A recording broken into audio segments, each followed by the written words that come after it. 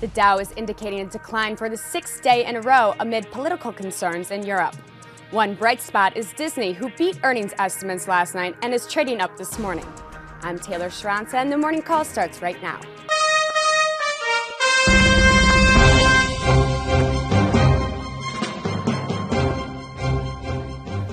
Good morning, I'm Scott Rutledge, Chief Strategic Officer of T3Live.com.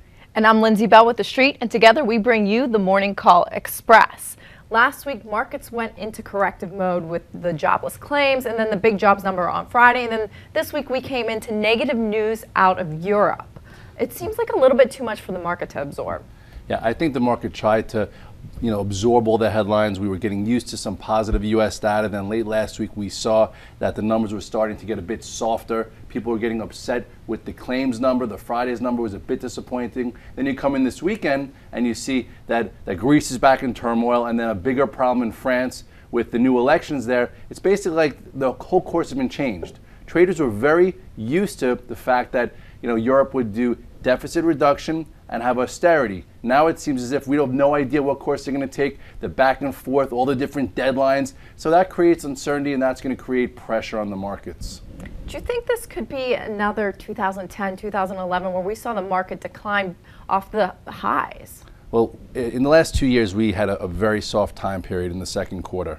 Okay, last year we were down about 22% off the highs. The year before, 17% off the highs. So I think U.S. investors have been a bit spoiled.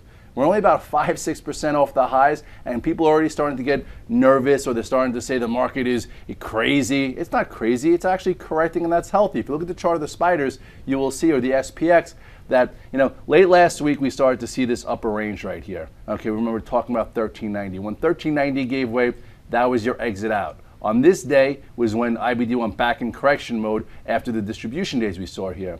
So now if you look at this pattern, okay, here is a head and shoulders top pattern with the left shoulder, the head, you then have the right shoulder right here. And yesterday, we briefly broke through the neckline before reversing, so it was kind of difficult for traders, but either way, we broke through it, and now we're opening below it.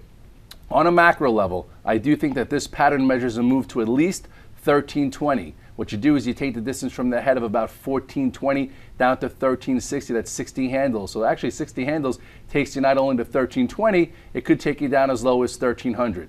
So obviously as traders, there'll be a lot of trades along the way, but as an investor, I think you wait to this 1300, 1320 level. That'll be about 7 to 8% off the highs, and that's where I think you could be comfortable putting some money back to work. So what should investors be focusing on right now?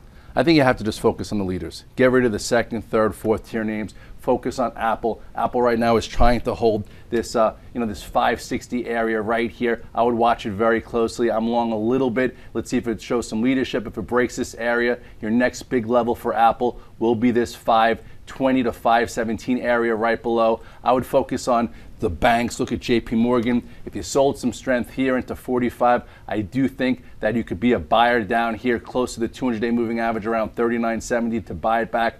I think Google's acting okay, Amazon's acting okay. Look for a level in Intel, look for a level in GE, and look for the names that have strength, that have shown leadership, see if they continue to do so. Maybe even LVS if it gets close to 50 after a move from 62. So get ready to buy the dip, embrace the volatility, and see what leaders show their face. What about commodities? They've been really weak lately. Is this a good thing for the U.S. consumer?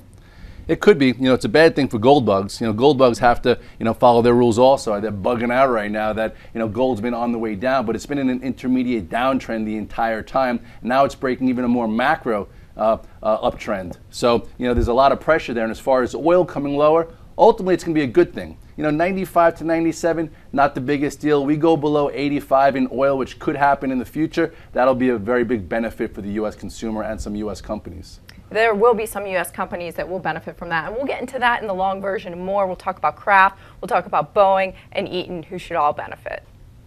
Hi, I'm Sean Hendelman, CEO of T3 Live, where we train, coach, and mentor traders in order to help you put your money to work with confidence.